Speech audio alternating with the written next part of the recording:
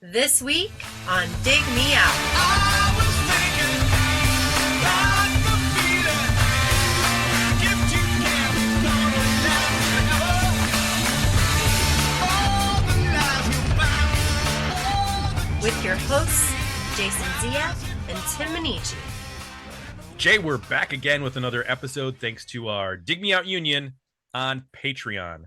You can help us make the next episode happen by joining us at dmounion.com or digmeoutunion.com.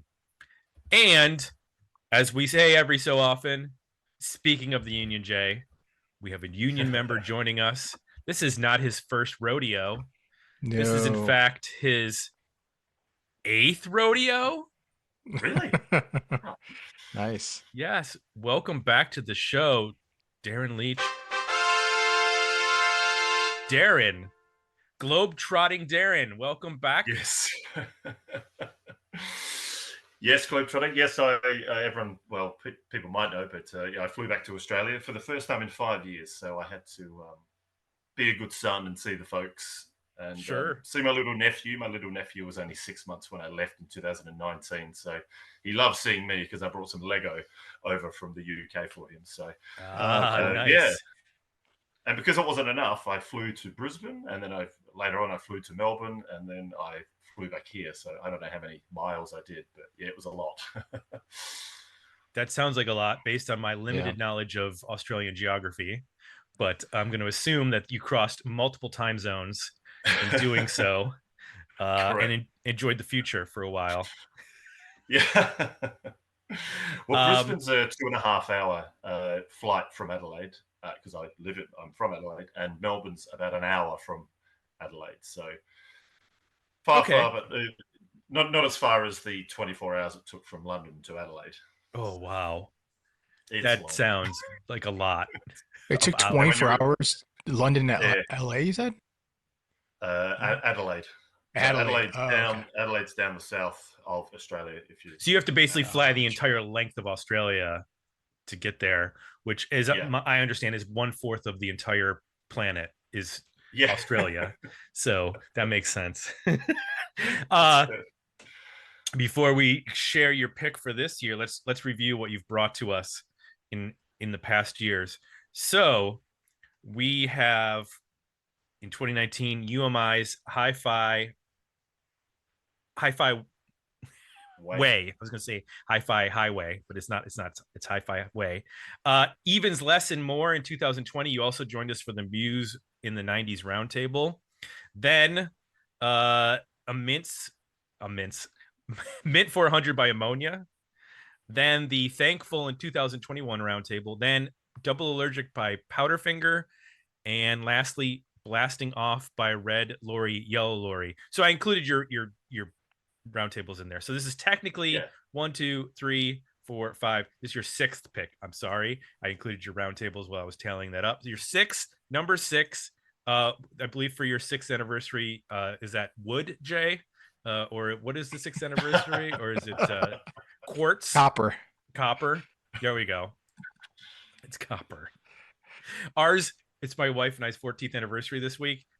Ivory. So I was like, am I supposed to go hunt a elephant? Like, what am I supposed to do here? Yeah. Why not? I'm assuming it's outlawed in Africa. So yeah. I just got a bar of soap. That's all. Got a bar of soap. Yeah. Nice. Ivory soap. There you go. Wait, so all your previous picks, Darren, are Australian? Apart from Red Lorry, Yellow Lorry, they're from Leeds, which That's is right. That's north of London. Yeah, I thought I'd go something different with Red Lorry. So for 2024, you picked a Canadian band, obviously. Yes. No, he did not. Share with the audience the album that you picked for this year. I was tempted, Jay, to pick a Canadian band because the Tea Party, I'm not picking the Tea Party, but the Tea Party were big in Australia, and I did see them a lot. Oh. A lot. So maybe one day Splendid Solace, or I think they were bigger in Australia than Canada. Yeah, they were always there. And I think Jim Martin, is it Jim Martin? Whoever the singer is, he lives in Australia. Anyway, it'd be a hell of a flight. My pick is the 1993 album, INXS, Full Moon Dirty Hearts. So going back to Australia. Now, we haven't directly talked about INXS, but when we did our 80s episodes, we indirectly talked about them because we did the Max Q record, which was Michael Hutchinson's side project for one record away from INXS. I think that was like 88 or 89 that record came out. 89, correct. Yep. And so, and obviously, Jay, you and I are both familiar with INXS. They were huge in the 80s in the US with numerous singles. Their greatest hits is Stacked. Yes. Did you actually own any records by them? I did not. I know, and I know the obviously the singles from the 80s, and I remember.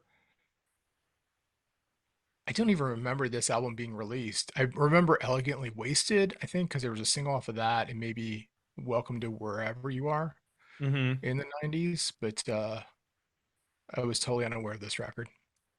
Yeah, I remember. Did you own any other stuff? I knew Welcome to Wherever You Are only because of the Heaven Sent single. I didn't really remember anything off of that. I got pretty sure I got the greatest hits that came out in 94, which is just after this, because it's just killer. I mean, it has an insane amount of singles. Everything you could want is on there. So I had actually never listened to a full record until I started rebuilding my vinyl collection, and I got like, I think the first record. I think I'm trying to remember what my catalog looks like, but I have Shabu Shuba. I have Listen Like Thieves. I might have the debut because of not the debut. Which is the one? What has Don't Change? Is that Shuba? That's Shabu Shuba. Yeah. Okay, so that's probably the first record I have of theirs, and then Listen Like Thieves. I think I have Kick on CD, and then their greatest hits that came out in the 90s as well. So Not X, you didn't get X? No, I didn't. That or I might have it on CD, because a lot of the CDs I picked up just randomly when I was at record stores. Like, oh, I don't have this, I'll just grab it now. So I might have it, but I honestly don't remember if I have it or not. I did not know anything off of this record when I listened to it. So well, it's funny you say that, because I was looking at the chart positions. It was a top 5 in Australia, in the UK, in America. It hit 53 in the charts, and it only had one single. Yeah. In Australia, it had 4 singles. So I think they were with a new record company also by then, and I just think they didn't care for it. INXS was this sad to say, a band of old. So there was 93. Don't forget what was happening. Exactly. What was released in that year. Some amazing grunge stuff. That was still around. So yeah, this comes after 1 year after Welcome to Wherever You Are. And I did do a little research on this, because it was like, oh, that's a quick follow-up. A lot of the times big bands like this, they do a big tour cycle, and then it takes another year and a half for another record. But they actually didn't tour for Welcome to Wherever You Are. They decided, we want to immediately go back in the studio and do another record. And in that time period, so Michael Hutchinson, I believe, was in France. He was dating Helena Christensen. I don't know if any people remember the supermodel Helena Christensen, but he was dating her at the time.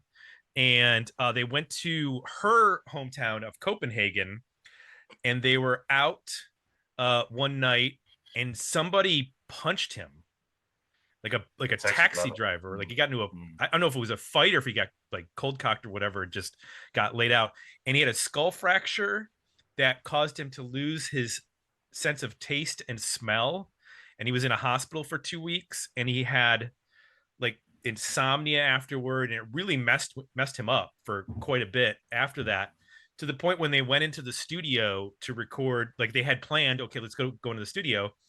So they had rented a studio on the island of Capri in Italy, which is such a big rock band thing to do. Like, we're not going to record at Abbey Road. We're not going to record at Electric Ladyland. We're going to get a studio on the island of Capri in Italy. And I guess he was kind of erratic for the first half of that session. Like he was like losing his temper really easily and fighting with people. And I think he like threatened to attack one of the band members. And then they took Christmas off and everybody went home. And when they came back, he was like completely different. Like he's all the issues that he had as a result of this injury sort of had like worked their way out of him, and they were able to properly finish the record.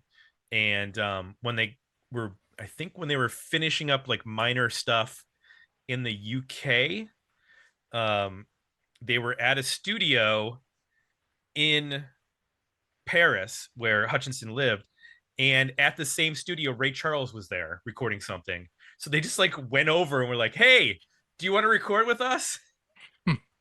And they gave him a couple songs, and he was like, well, this one's not my key, but yeah, I'll record with you on this one. And so that's how Ray Charles ended up on this record. Just I would like a history of how many times people have been in the studio and just walked over to the other studio and there was somebody else there that like, Oh yeah, oh, would hey, be do you want to come sing on our record? that'd be a good book. Yeah, Just tell the stories about those. just in the studio next door, stories of. And then also Chrissie Hynde appears on this record as well. I think that was due to I think that they actually sought her out for that. It wasn't like a happy accident with regards to him appearing. So anyway, the record, as you mentioned, it did okay in other parts of the world, but in the US it kind of came and went really quick. It made to 53, where, you know, again, you're talking about a band that had like #1 singles in the US, and I think this is not dissimilar to like Duran Duran in a lot of ways, where like a ton of big US singles in the 80s, and then in the 90s kind of, you know, they broke through with maybe one single, like Ordinary World.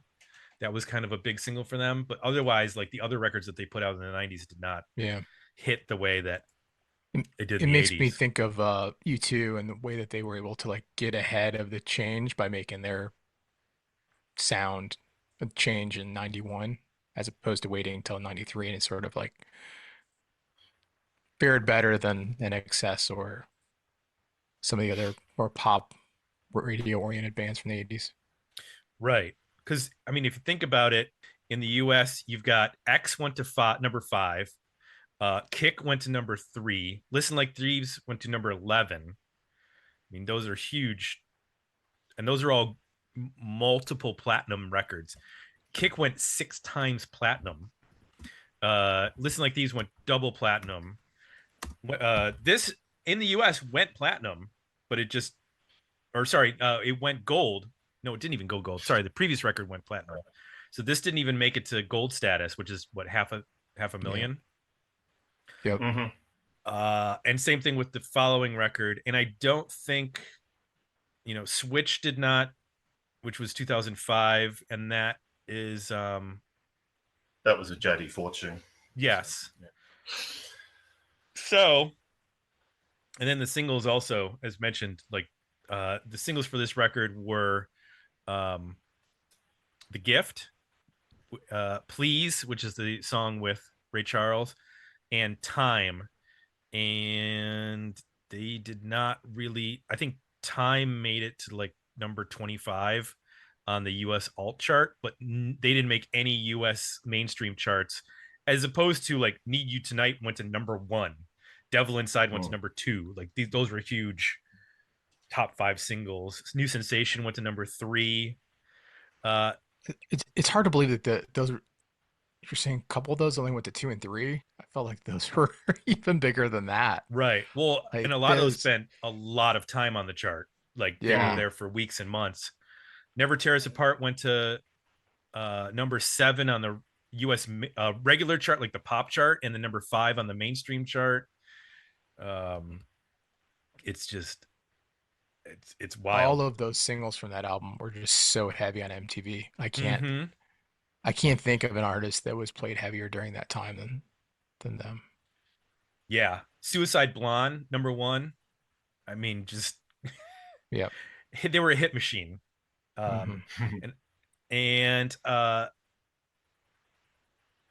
so was this a record that you bought as soon as it came out, or was this something that you came to later, Darren? Definitely bought it when it came out. So INXS still is one of my favorite bands, and I would have discovered them listening to radio and in Australia, and not Triple J, as I always seem to mention, when I was growing up. So when I was a very young boy, radio would play, Midnight Oil and Cold Chisel and Hoodoo Gurus and all these Aussie acts, the Angels, AC/DC and Crowded House, and with INXS and all that. So that's how I got to love all these Aussie bands. But this radio station would play like Rolling Stones and Pink Floyd, Led Zeppelin, all that kind of thing. So it was kind of a classic rock station, things like that. So I would have, I don't know what album I actually got first, to be fair, because I probably would have heard INXS before the Kick album, definitely.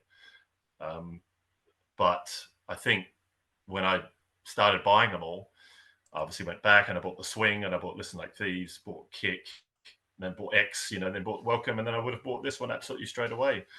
Because I did see this, I saw this tour in Adelaide and loved it. And it was when Urge Overkill supported them as well. So, yes, it definitely bought the album. And yeah, I just think it's great. I didn't understand why the backlash happened. Like the backlash sadly happened in Australia after the X album. So, the sales of Welcome to Everyone, which I think is such a great album as well. I thought about doing that album, but I just thought, let's do the lesser known album. But yeah, the sales had fallen. And I suppose by the time they hit the 90s, dare I say, grunge took over. And not to say they weren't relevant, but just, I think people's taste had changed. And sadly, the tall poppy syndrome thing in Australia happens, where everyone loved INXS in the 80s. And then I think when they got too big, let's be dismissive of them. So, and I remember that started to happen. I can still got a vague memory of that happening. In fact, I bought the Japanese version. I'm such a collector that because it has a bonus track. It's got a cover of Born to Be Wild, which was on a soundtrack. Yeah, I saw that, and I did not realize that the guy who wrote Born to Be Wild, his stage name is Mars Bonfire, which is actually Dennis McCrohan. I guess if your name's Dennis McCrohan, you want to be a famous songwriter, you change it to Mars Bonfire. But I don't know. I assumed that I don't know if was he actually a part of, I guess he was in Steppenwolf. I just associate John Kay as the guy from Steppenwolf. He's like the front man. So I did not realize that Mars Bonfire was associated with Steppenwolf. Anywho, as mentioned, this came out in 93. I was looking at the album cover, and it is a very 93 album cover of like a band like sort of establishing themselves as a quote unquote band. Like it's not some glossy artwork or something like that. Like it's the back of a van opened up. They're all sitting there in like their regular dude clothes. Michael Hutchence has like a jean jacket on. The guy to the left of him, I don't know who that is. He's got a UNLV hat on. Like, why is a guy from Australia wearing a hat for University of Nevada, Las Vegas? I don't quite understand. They were big at that time. I guess it was. That was the Stacey Augman era of UNLV, and that's a really good observation, Tim, because I think they wanted to go back to the basics, just show they're a gang again, because what they used to do in the very early 80s, and even I think the late 70s, wasn't it? I think 79 they actually started. They just drove everywhere in a van. They performed 7 days a week in Australia, and they drove everywhere. So I think it's a throwback to that. Got it. And I was thinking about it. Like, I think one of the things that separates them, obviously the music of the time did not include a lot of saxophone, and that was sort of part of INXS's sound, was that they had Kirk Pengilly on saxophone. I did have to look that up. I didn't know the name of him, of the saxophone player. Unlike the other, I know Clarence Clemens from the E Street Band. I know Mark Rivera from Billy Joel's band, but I do not know the saxophone player's name off the top of my head. And you know Michael Monroe now. And Michael Monroe. There we go. And David Bowie would occasionally play some saxophone on his records. So in terms of talking about like, oh, how was this not accepted at the time? Well, there you go. There's probably that. But we should get into the record and talk about it. So Jay, we were visiting this album now. Why don't you share some things about the 1993 album Full Moon Dirty Hearts by INXS? What worked for you? Well, my familiarity with the band was obviously all the pop hits, and I enjoyed hearing them step into two sounds here that I thought worked really well. One was kind of just a straightforward rock band in a couple tracks. So I'm thinking of Days of Rust and Time. I thought that allowed Hutchinson's personality to really come through in a different way.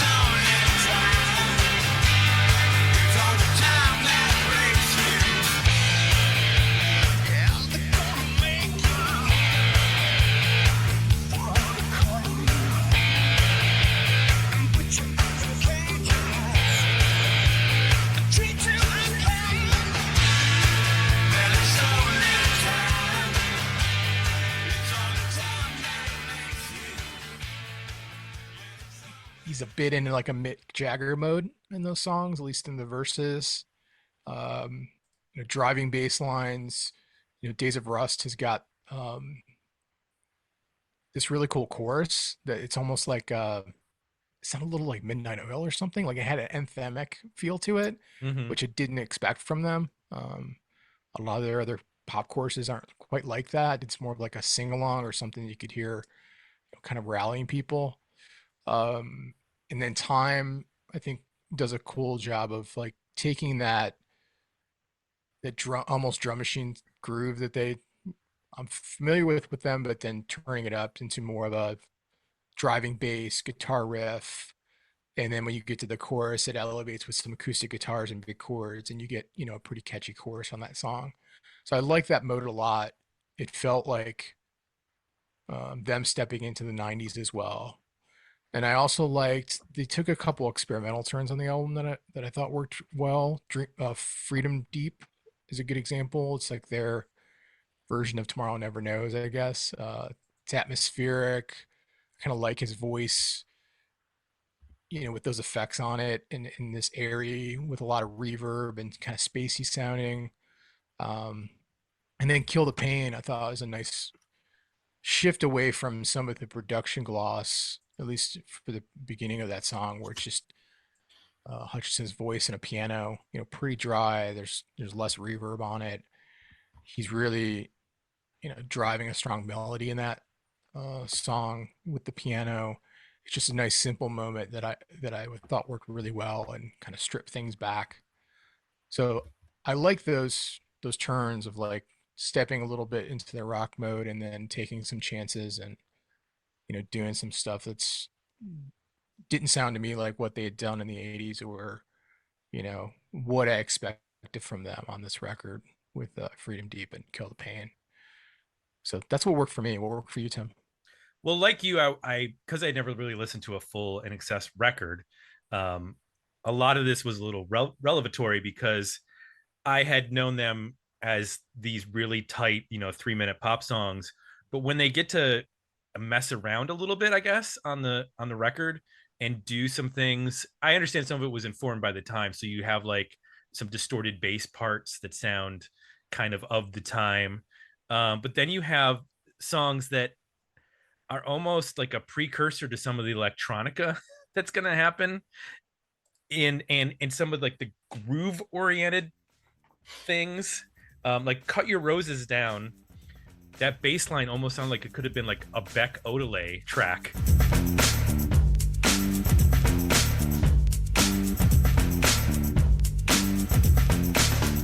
And it comes down to this.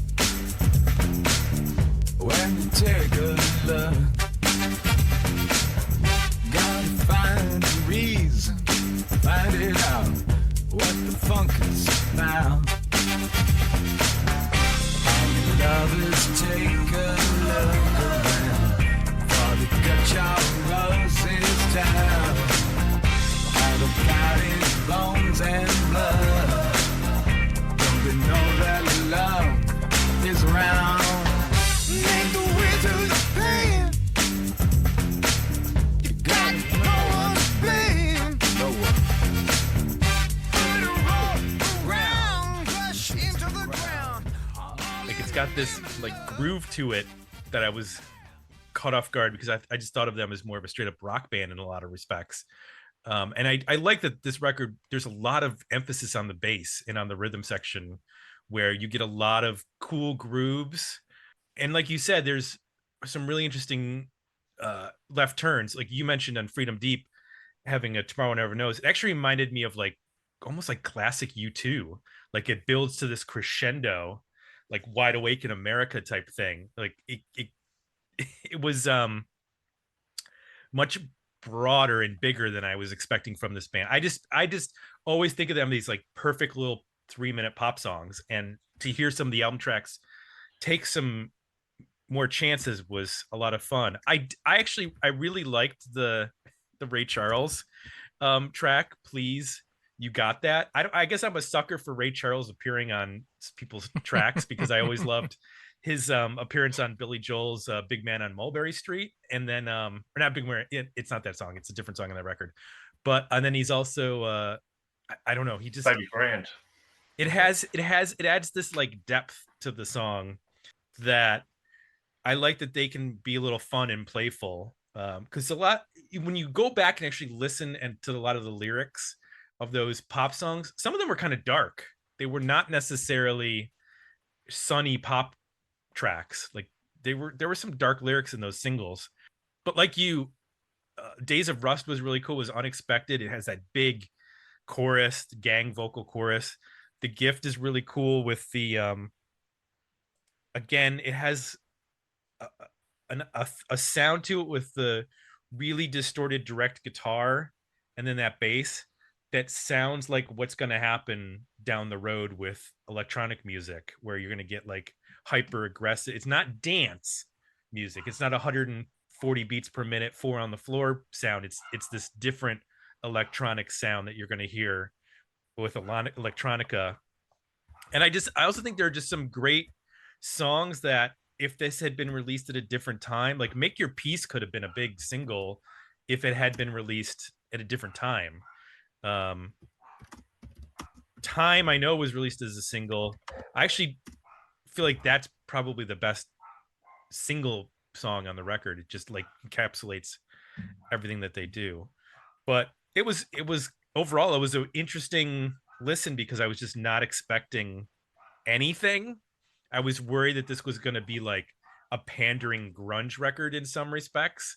And while they do incorporate some, I guess, more distorted sounds, it doesn't sound like they're trying to make, you know, a Alice in Chains or a you know, Pearl Jam record. Like they're clearly being themselves, but just adding some layers that are interesting.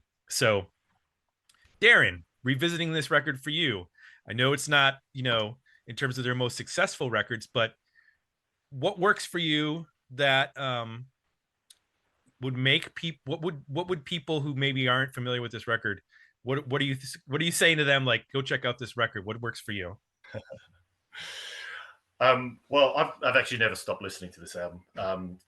I think it's actually a very undervalued album in their canon, and as Jay said, he didn't even know about it. So for me, I love the funkiness. They've always had this funk element, you know, this white boys doing funk.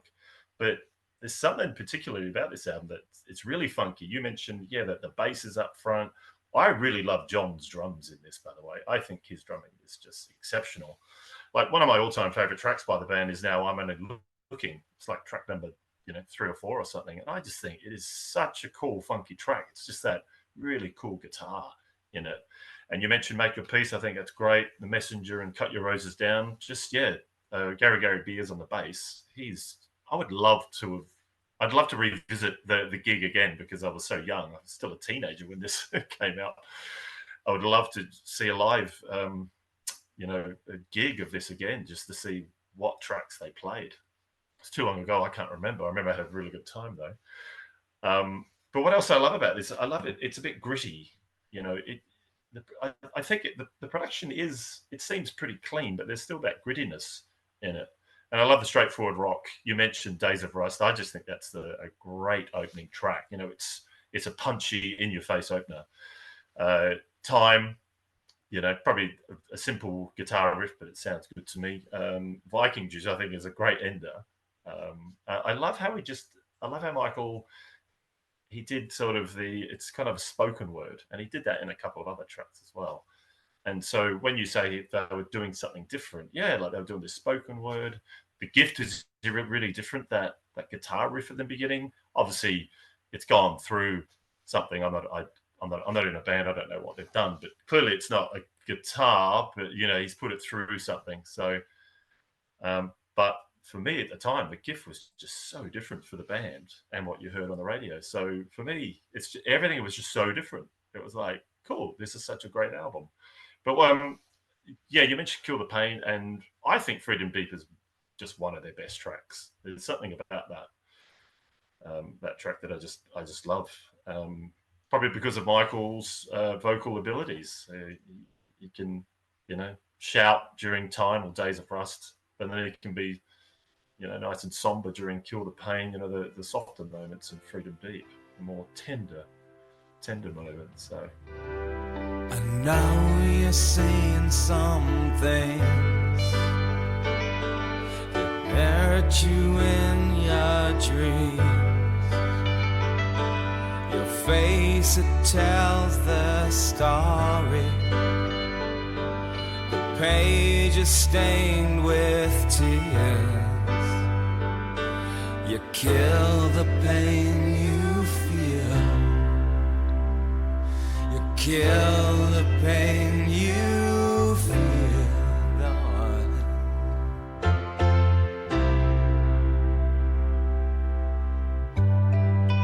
Keep the heart.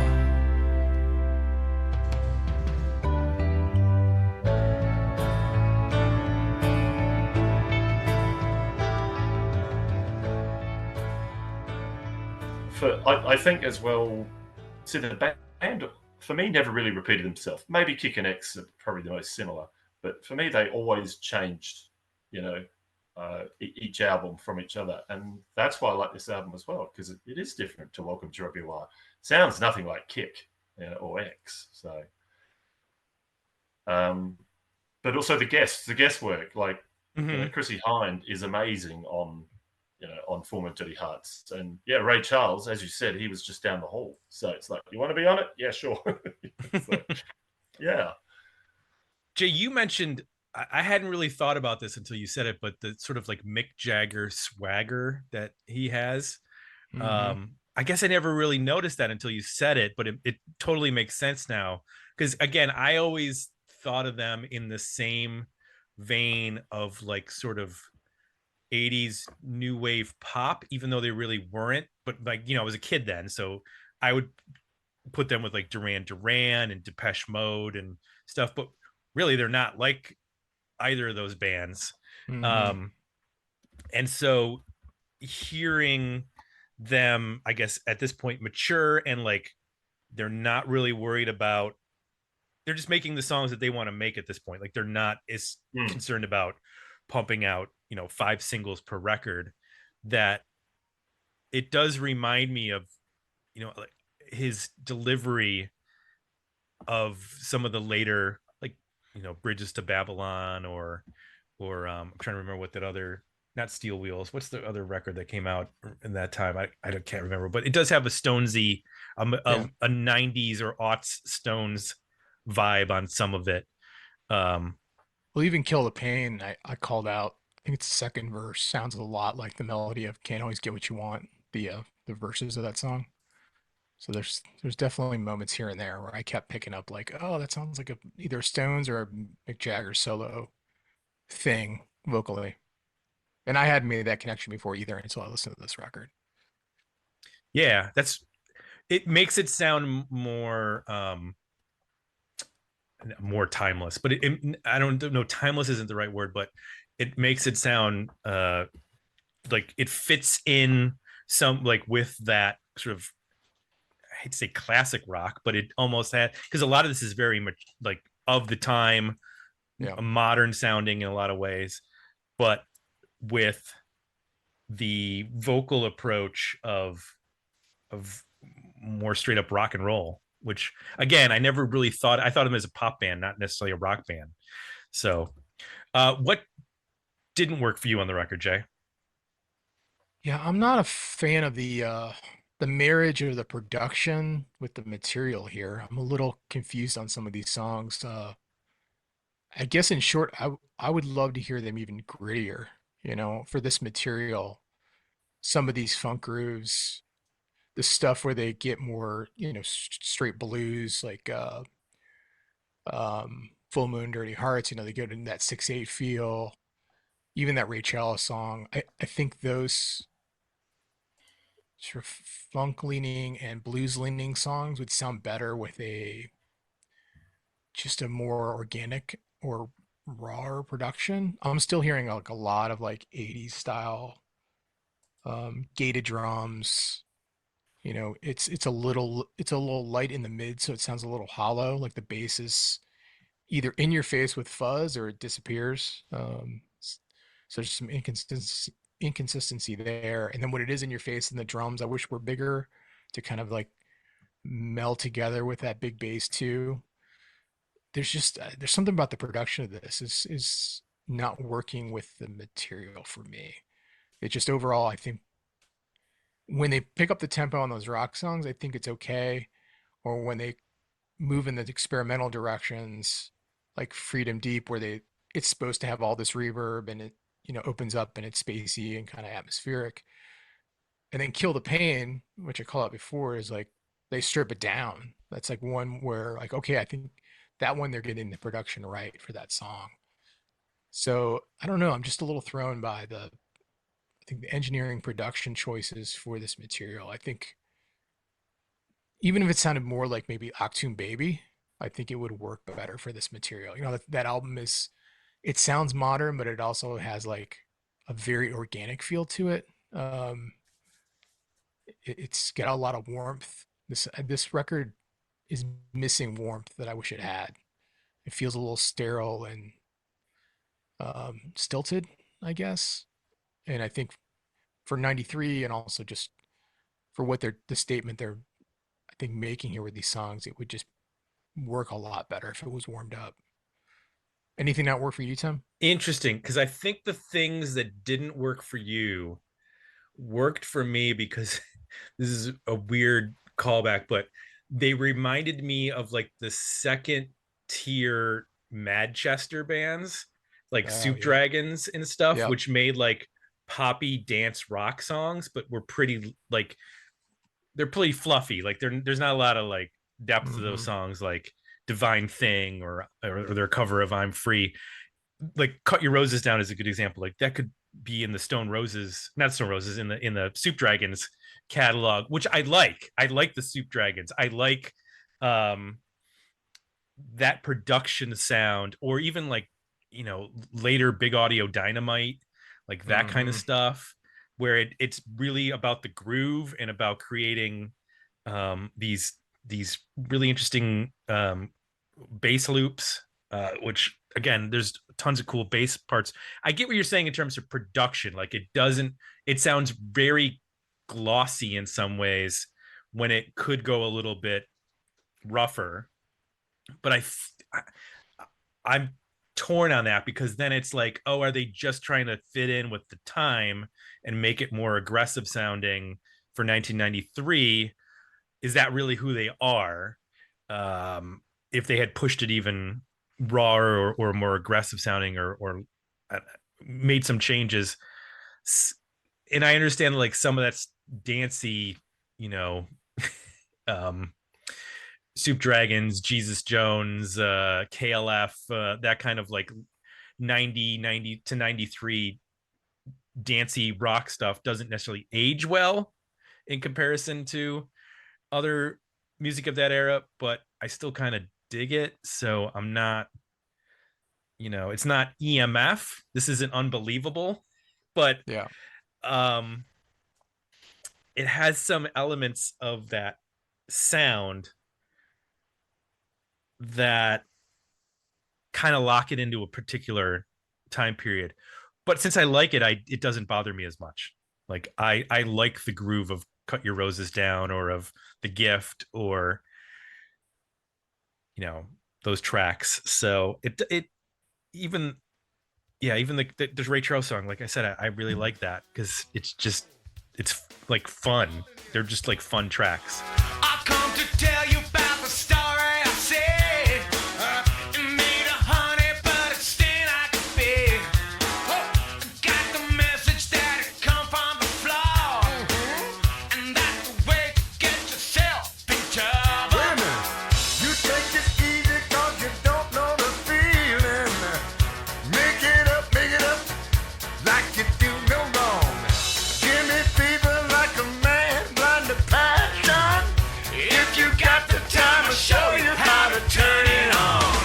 Please, you got that need. Well, please, you got that need. Oh, she got the ways to get. Darren, is there anything that doesn't work for you on this record? Anything that's bothered you over the years? No, but I've never really got into Please. There's something about it. There's actually a mix called the E Smooth, and that's spelt SMOOVE. And for me, that's a bit more soulful. I actually listen to that version, and I prefer that version over the recorded version. But apart from that, I think because it was played so much that I kind of got sick of it a little bit. But this mix, this E Smooth mix, I just really like. So check it out. It's on Spotify and that. So, but no, I just think it works. Well, I suppose what annoyed me, it didn't sell. So, but, the gig was great. But yeah, sadly the band was dipping. I think was it before this or after this that they released the Greatest Hits or something. So Yeah, it was right after this. Yeah, when you release that Greatest Hits, that kind of the one nail in the coffin, so to speak. So yeah, I have found it interesting. Love it. That Sorry, on go on. most of their greatest hits records, like the one that came out after this is just called The Greatest Hits, and then they released in 2002 the Best of INXS. That one included Don't Change as the last track, and then they released the very best of in 2011. That the first Greatest Hits, and that one don't include Don't Change, which is like their breakthrough single in a lot of respects. And I knew it because the Goo Goo Dolls covered it on one of their earlier records. I've always found it weird that song for some reason doesn't, maybe because it's more of a straightforward rock song. But for some reason it's like not included in a lot of their history, which I found weird. But they leave a lot of that early stuff off Greatest Hits. I don't get it. I It's don't always understand either. high on Kick and X. It's like, we get it, they sold, but come on, Right. There's other tracks. So, and even then it was the last track on the album when it came out, yeah, true. which blows my mind. Like, how is that not a clear single? How is that the last track on your record? Because again, this is 1982. You put the singles, you front load your singles. Oh yeah, because it was the vinyl record, wasn't it? Like the first side's meant to be all killer, and the second side's meant to be kind of different and maybe a couple of slower tracks. Right. Yeah, you're meant to front load it. The one thing opens the record, which, you know, it's a great single. Great. But then you don't change it till the last song, which is just has always been odd to me. So like we mentioned, this came out and kind of didn't do well in the US. It was on the charts for I think 3 weeks total, and then it disappeared. And the singles didn't really hit.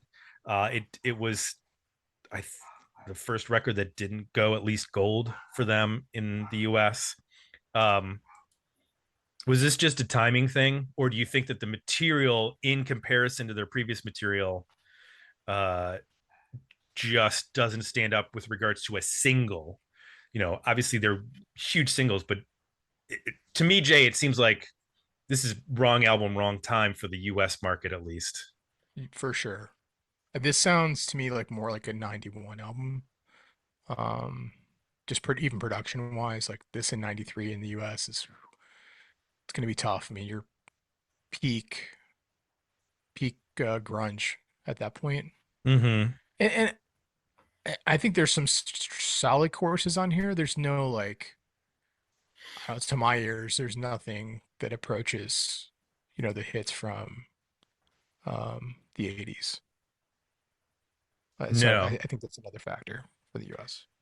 I did notice when you mentioned about the singles, if you think back to those singles, like think about how sparse Need You Tonight is, or how sparse some of those songs are in comparison, or like Devil Inside is just a single guitar, like this has a lot more production built up around these songs, which is totally fine as long as you pull out the, you know, find the big hook or whatever. But I don't think they have that massive hook the way that some of those are, because the songs are so big.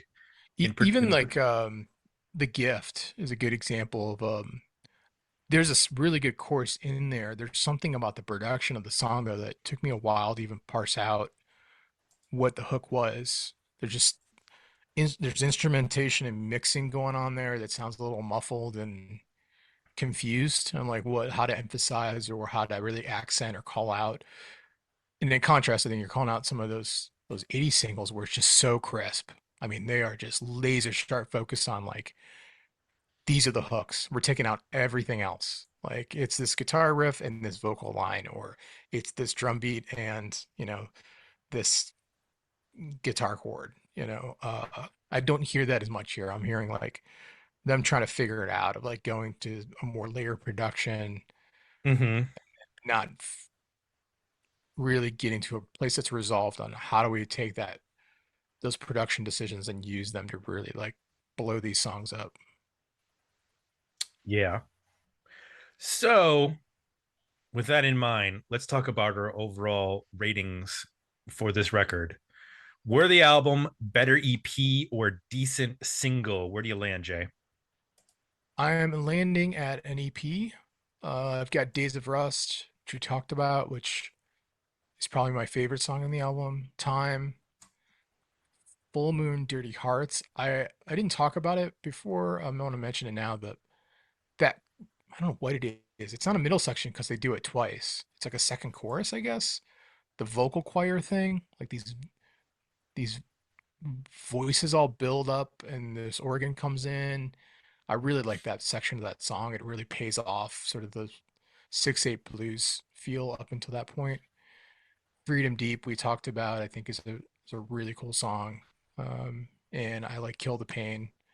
I think it's a really solid vocal performance by Hutchins. Where'd you land, Tim? Well, it's interesting because I really enjoyed just putting this on and listening to it. I don't like the closer, Viking Juice. It just doesn't quite work for me. I don't really have an issue with most of the record other than maybe tweaking some production stuff here and there. I feel like The Gift is too long. It's like over 5 minutes, and that probably could be cut down to like at least 4. It doesn't, the rest of the record's pretty tight. I mean, this is only, what is this record? 41 minutes. I mean, this is a vinyl record when you start out. Yes. But I do feel like some of the production, because it's so dense, makes it feel a little bit longer. Like if you had told me this is a 55-minute record, it would have been like, okay, yeah, because it's thick with production. So it wears on your ears a little bit. So I didn't necessarily listen to this repeatedly over and over again. But I think I'm going with Worthy Album because there's nothing, I mean, there's nothing I hate. And I like the grooves. Like I said, I'm a Soup Dragons fan, so some of this reminded me of that era of Manchester. So, but I do think that this lacks like a killer single. It's much more of a.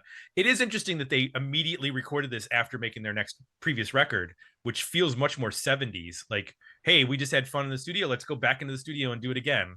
And this kind of feels like that. Like we're making another record because we got some ideas.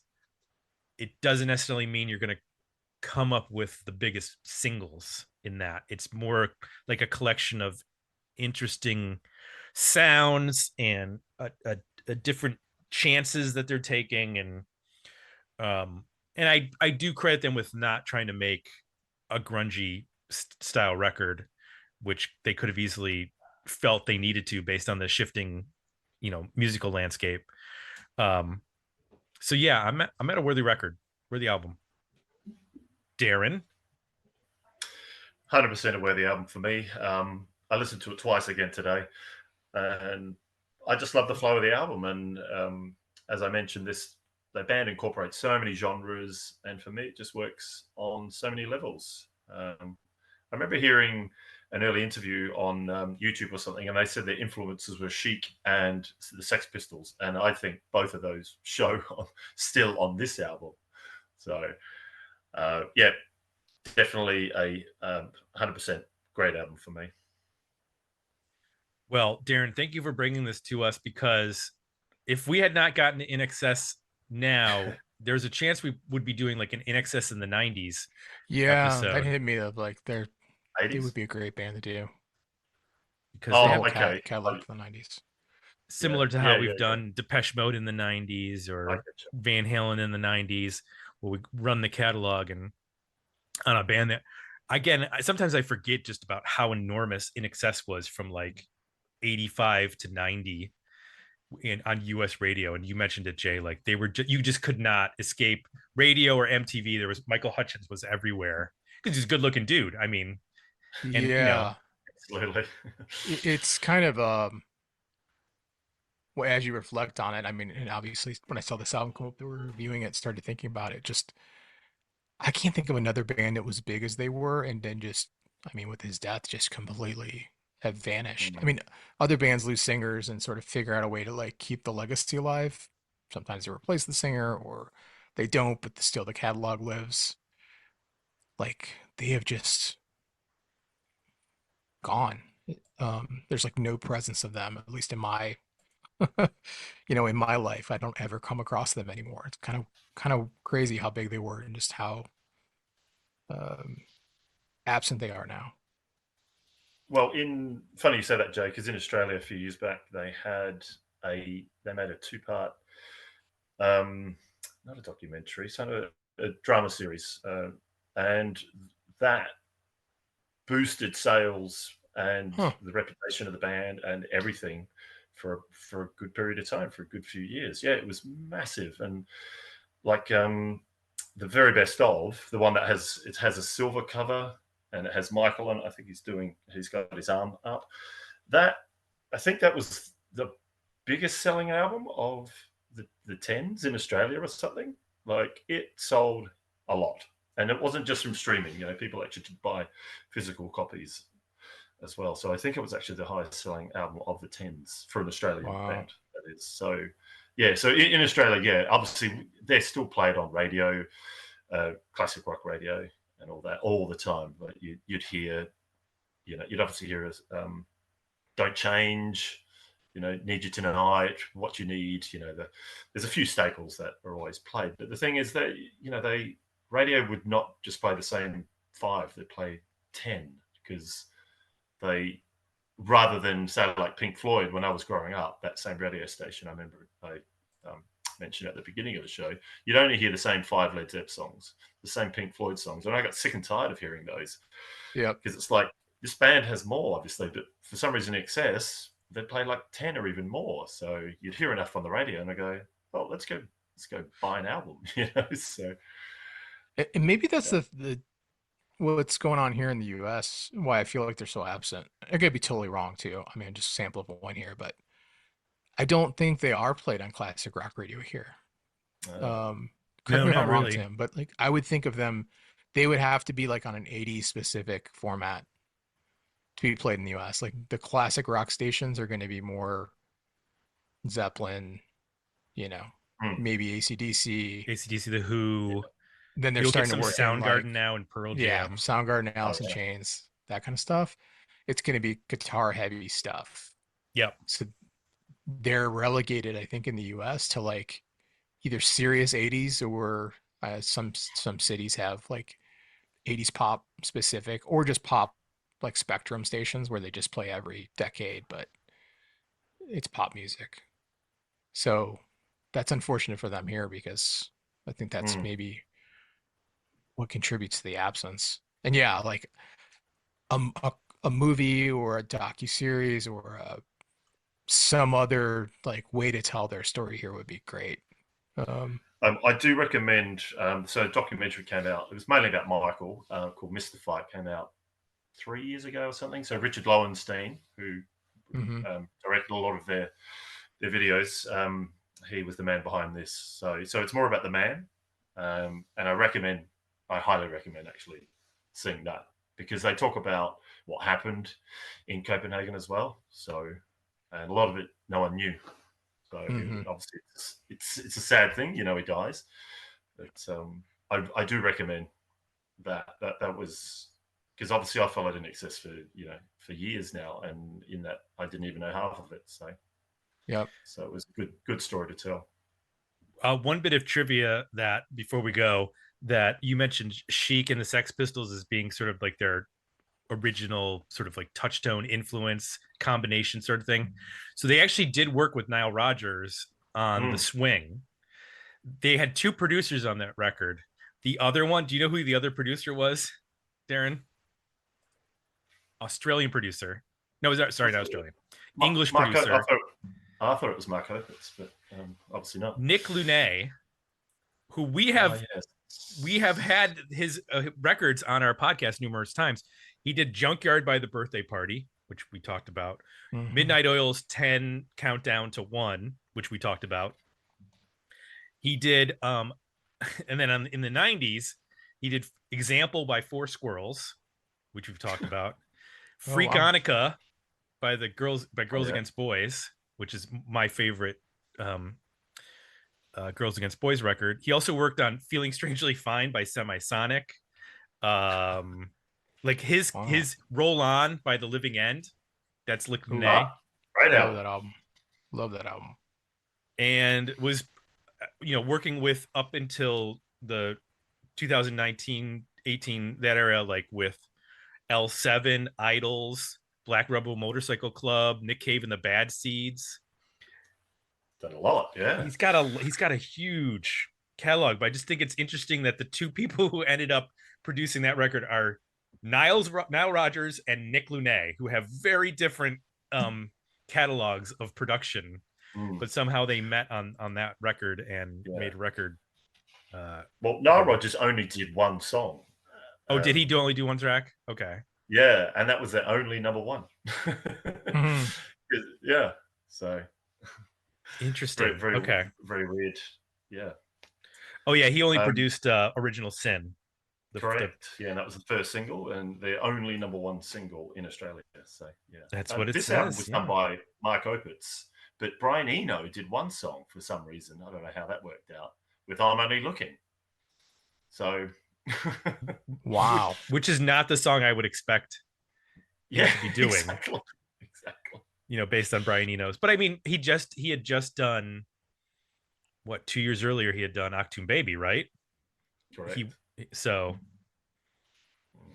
I guess whatever. Did he do the whole of the album? No, it was him and Daniel Lanois, I believe. They both work on that record. Now I gotta look that up because I'm not sure. Yeah. I'll give you one last bit of fact before we go. Yes. So they released videos of all of these tracks.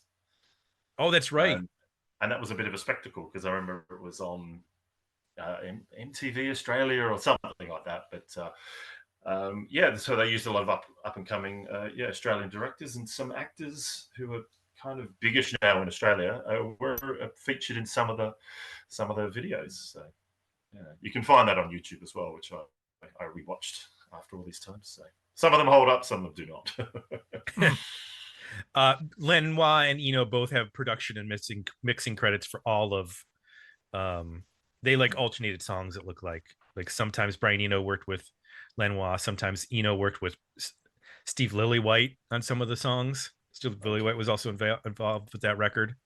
So I mean, they broke out the big time producers for Achtung Baby. But Darren, thank you for bringing this to us. This was a lot of fun to talk about this record and get into a little INXS mind state for an hour.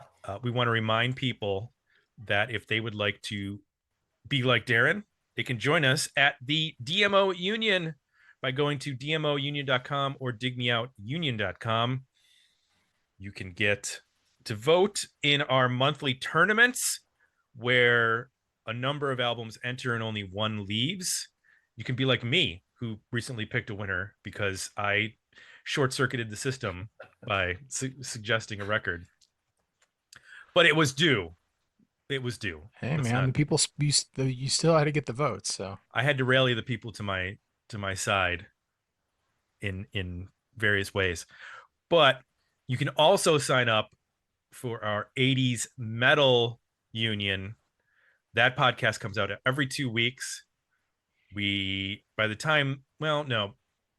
have a new one very soon. We just did Faster Pussycat and Hanoi Rocks and Salty Dog. We'll have a Badlands episode coming up very soon, which is probably our supersized biggest episode so far in terms of people and length.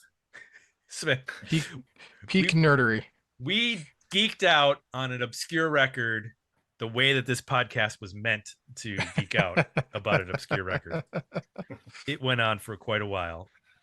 And also, you can go to Patreon to read our box newsletter, which comes out every week. It's from Substack, and it includes a weekly release calendar of new music, books, movies, etc. from 80s, 90s, and aughts relevant artists. Patreon is where you go. digmeoutpodcast.com is where you go to access the Substack, as well as suggest records for our tournaments. And lastly, Apple Podcasts is where you go to leave positive feedback for the show. Good hanging with you again, Darren. We enjoy. Good to see you guys. We enjoy all the Australian and occasionally non-Australian records that you bring to us. But and like everyone says, we appreciate what you guys do, and you've been going for a while now. But it is a mutual appreciation society. That's what we appreciate our patrons, and we love to feel the love. So, for Jay, I'm Tim. We're out, and we'll be back next week with another episode of Dig Me Out. Say these days are made